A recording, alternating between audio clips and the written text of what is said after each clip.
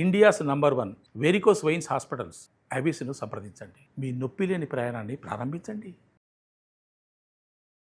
నమస్తే రమగారు. నమస్తే జయ. రమగారు, షష్ఠి పూర్తి కార్యక్రమం ఈ మధ్యకాలంలో మనం చాలా ఇదివరకు ఉండేవేమో కానీ ఇప్పుడు బాగా ప్రాచుర్యంలోకి వచ్చినాయి. అంటే ఈ సోషల్ మీడియా ఎఫెక్టు, మా తల్లిదండ్రులకి ఇలా చేసాము అలా చేసాము ఇలాంటివి ఎక్కువగా చూస్తూ ఉంటాం. అసలు దీని వెనకాల ఉన్న కథ ఏంటి? ఎందుకు షష్ఠి పూర్తి అనే ఒక కార్యక్రమాన్ని చేస్తారు? షష్ఠి పూర్తి అంటే షష్ఠి అంటే ఏమిటి? 6 60 నిండటం షష్ఠి పూర్తి. సాధారణంగా మానవ జీవితం అట 120 ఇయర్స్ అని చెప్తారు. 120 సంవత్సరాలు. భగవద్ రామానుజులు 120 సంవత్సరాలు ఉన్నారని చెప్తారు. 60 ఏళ్ళకి మన తెలుగు పుట్టినరోజు వస్తుంది. 60 ఏళ్ళకి మన తెలుగు సంవత్సరం మళ్ళీ వస్తుంది. 60 ఏళ్ళు కదా, మనం ప్రభవలో పుట్టామనుకో, మళ్ళీ ప్రభ వచ్చేదాకా వచ్చేసరికి 60 నిండుతుంది కదా. అవునవును. అయితే ఈ మానవ జీవితము 120 సంవత్సరాల వయసులో 60 గడిస్తే సగం గడిచినట్టు. ఈ సగం గడిచాక మృత్యువు ఒక స్వరూపంలో పొంచి ఉంటుందట, ఉగ్రరథుడు అనే పేరుతోటి. ఈ టైంలోనే మనకు చూడు చాలామందికి హార్ట్ అటాక్లు వస్తాయి. 60 దగ్గర పడేసరికి హార్ట్ అటాక్లు వస్తాయి, రకరకాల హెల్త్ ఇష్యూస్ వస్తాయి.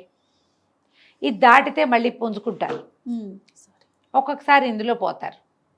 ఆ ఉగ్రరథుడు అనే వాడిని శాంతింప చేయటానికి చేసే ప్రక్రియ షష్ఠి పూర్తి.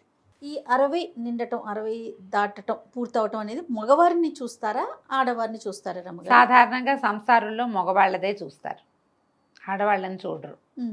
ఏంటంటే ఇప్పుడు ఇది చేసేది హిందూ వైదిక విధి. పూర్వకాలంలో వైదిక విధులు నిర్వహించుకునే వాళ్ళు మాత్రమే చేసుకునేవాళ్ళు ఈ క్రియలు. క్రమంగా ఇప్పుడు అందరికీ ఏంటంటే మనం వైదిక విధులు చేసే వాళ్ళని హైర్ చేసి చేయించుకోవచ్చు కదా, వాళ్ళని పిలుచుకుంటాము. దక్షిణ తాంబూలాదులు యథారీతిగా సమర్పించి ఎవరైనా చేయించుకోవచ్చు. దీనికి ప్రధానంగా మనం పుట్టిన సంవత్సరం తెలియాలి మనకి. ఓకే, బర్త్ డేట్ తెలియాలి. ఏ తిథి నాడు మనం పుట్టేమో అదే తిథికి 60 పూర్తవుతుంది. ఆ తిథి తెలిసి ఉండాలి. ఓకే, బేసిక్ రూల్ అది. అదేలేండి, అదే. మామూలుగా 60th బర్త్డే గ్రాండ్గా సెలబ్రేట్ చేసుకోవడం వచ్చింది ఇప్పుడు. అవును. షష్ఠి పూర్తి అంటే బర్త్డే కేక్ కటింగ్, దీపాలు ఆర్పడాలు కాదు, క్రియ, వైదిక క్రియ. ఇదేం చేసేవాళ్ళు, రకరకాల మృత్యుంజయ హోమం. ఇప్పుడు ఉగ్రరథుడు కదా ఇప్పుడు వచ్చేది, అతన్ని శాంతింపజేయడానికి ఉగ్రరథ శాంతి కోసమే మృత్యుంజయ హోమం, నవగ్రహ హోమం, గణపతి హోమం, ఆయుష్ హోమం ఇవి చేస్తారు. ఒక సంసారంలో మగవాళ్ళు కనుక 60 క్లాస్ అయితే భార్యా సమేతంగానే చేస్తారు. 4 పూటలు 2 రోజుల పూజలు ఇవి.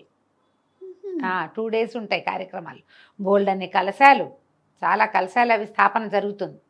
కలశ స్థాపన తర్వాత గంగా, యమున, సముద్రుడు వీళ్ళందరినీ పిలుస్తారు. వాళ్ళందరినీ ఆవాహన ఆ కలశాల్లో, నదులని సముద్రుణ్ణి ఆవాహన చేసి వాటితోటి పూజా విధానం అంతా చేసి, అంటే చాలా పెద్ద గోశాంతి గోపూజ చేసి, తర్వాత ఏమో పంచగవ్యాలు అవి పంచగవ్య ప్రాసన కూడా చేయిస్తారు. నాకు గుర్తుండి పంచగవ్యాల పూజ అవి విధానం నిర్వహించి, హోమం నిర్వహించి, దానాదులు అన్ని దానాలు అవి సమర్పించి, చివరికి ఈ కలశాల్లో నీళ్లతోటి అవబృధ స్నానం అంటారు. ఆ కలశాల్లో నీళ్లు ఈ దంపతుల మీద పోస్తారు.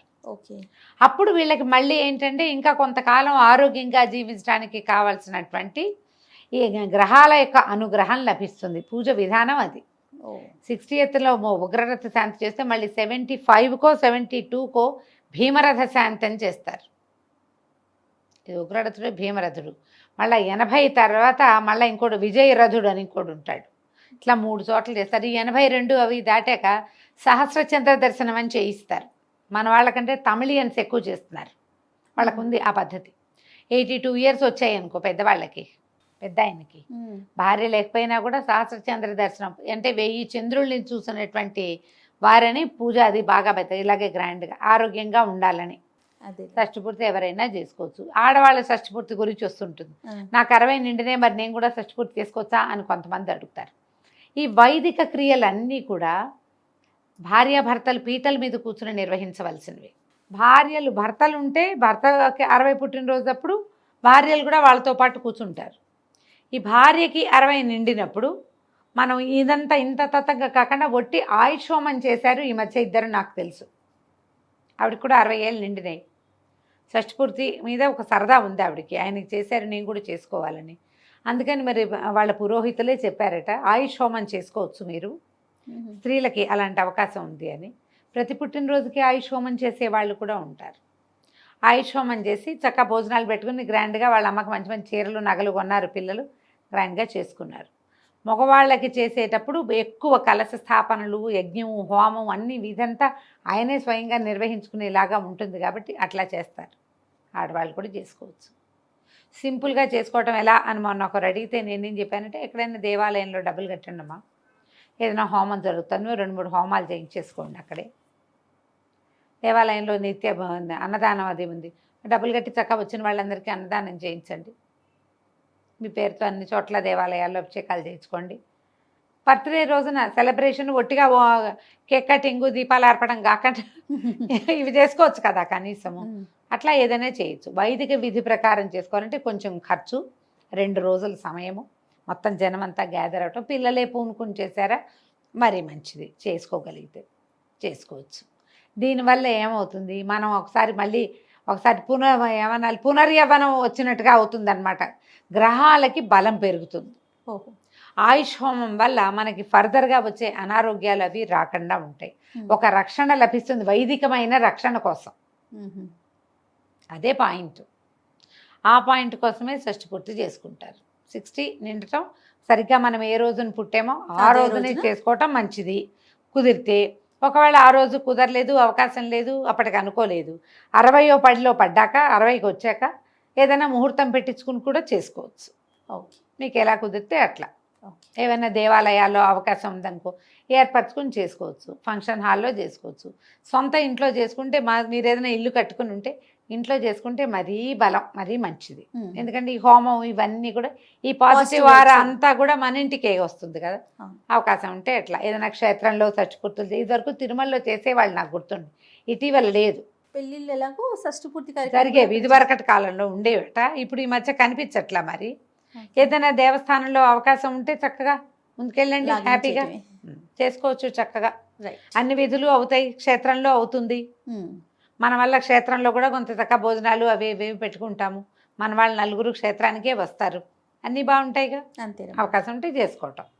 అంటే ఇలాంటివి నా షష్ఠి పూర్తి అని నేనే చేసుకోవటం కాకుండా పిల్లలు కొంచెం ముందుకు వచ్చి చేస్తే, ఎందుకంటే అమ్మా నాన్నలు పెళ్లి చూసుంటారు. మొన్న ఎవరో పిల్లాడు ఏడుపు, మీ పెళ్లికి నన్నెందుకు పిలవలేదో అని వాళ్ళ అమ్మా నాన్న పిలవలేదు. ఇంట్లో ఈ మాట వింటాం, మీ పెళ్లి ఫోటోలో నేను ఎందుకు లేను అని ఏడుస్తారు. మామ ఇన్నాడు నేను ఎందుకు లేను, పిన్నుంది నేను ఎందుకు లేను అలా అడుగుతుంటారు. అమ్మా నాన్నలు పెళ్లి ఫోటోల్లో మనం ఉండలేం కదా. ఇప్పుడు ఇది ఒక మళ్ళీ పెళ్లి చేసి అమ్మా నాన్నకి వాళ్ళతో పాటు మనం ఉండొచ్చు చక్కగా. పిల్లలే పూనుకుని చేస్తే బాగుంటుంది. అమ్మా నాన్నలకి మనం ఇవ్వగలిగే గిఫ్ట్ ఏంటంటే వాళ్ళకి ఒక వైదికమైన రక్షణని మన చేత్తో మనం ఇవ్వటం, కల్పించటం. ఒక ఫంక్షన్ మన పెళ్ళిళ్ళు వాళ్ళే చేస్తారు, వాళ్ళంత ఖర్చు పెడతారు, చెడు మొత్తం వాళ్ళే కదా చూస్తారు. మనం కూడా వాళ్ళ మంచి చెడు చూడడంలో భాగంగానే ఇట్లా ఒక గ్రాండ్ ఫంక్షన్ చేయటం, అమ్మా నాన్నకి షష్ఠి పూర్తి చేసి మన పిల్లలు కూడా అప్పటికి పెళ్ళి, మనకి పిల్లలు కూడా పెళ్ళిళ్ళు అయ్యి పిల్లలు పుట్టుంటే ఇంకా బాగుంటుంది. మన వాళ్ళతో కూర్చొని షష్ఠి పూర్తి చేసుకోవటం మంచి కళగా ఉంటుంది. ఎలా అవకాశం ఉంటే అట్లా మొత్తం అందరూ గ్యాదర్ అవటం ఎంత కుదిరితే అంత. అది దీంట్లో అవేవో చాలా చెయ్యాలి, అంత చేయలేము. 2 డేస్ కాదమ్మ గారు నేను అనేది. ఇప్పుడు ఎక్కడున్న వాళ్ళైనా సరే పెద్దవాళ్ళకి షష్ఠి పూర్తి కార్యక్రమం చేస్తున్నారంటే అందరూ అటెండ్ అవ్వాలి, అది కదా వాళ్ళు హ్యాపీగా ఫీల్ అయ్యేది. అవును, 4 కలిసి ఓ చోట కూడి చక్కగా ఫంక్షన్ చేసుకుని చక్కగా 4 కలిసి భోజనాలు చేసి అందరినీ పిలిచి ప్రతి వాళ్ళతోటి బాగుంటే కనుక మనకి సమాజంలోకి వెళ్తాం కదా. ఇది అవును, మంచి మెసేజ్ కూడా. మా అమ్మా నాన్నకి మళ్ళీ మేమే పెళ్లి చేసామని అన్నట్లుగా అలా సరదాగాను ఉంటుంది. వైదికంగా కూడా ఇది బలాన్ని ఇస్తుంది కుటుంబానికి. అది ఫ్యామిలీ బాండ్ ఒకటి పెరుగుతుంది కదా. మీ నాన్నగారు షష్ఠి పూర్తి దగ్గరలో ఉంటే ఓవేళ షష్ఠి పూర్తి అయిపోయింది, ఆయన 65 68 వచ్చేసాయి, అప్పుడు చేయలేదు, ఇప్పుడు తెలుసుకున్నాము, ఇప్పుడు ఏం చేద్దాము, 72కి చేయొచ్చు. ఇది ఉగ్రరథ శాంతి, భీమరథ శాంతి చేయొచ్చు. అమ్మా నాన్న చక్కగా హెల్తీగా ఉంటే హ్యాపీగా చేయొచ్చు. అమ్మ లేదు నాన్నగారు ఉన్నారు, వారికి కూడా చేయొచ్చు. అలా కూడా చేయొచ్చు. ఏది కుదిరితే అది, ఏదైనా ఒకటి చెయ్యాలన్న సంకల్పం ఒకటి ఉంటే చాలు. నమస్తే. నమస్తే జయ.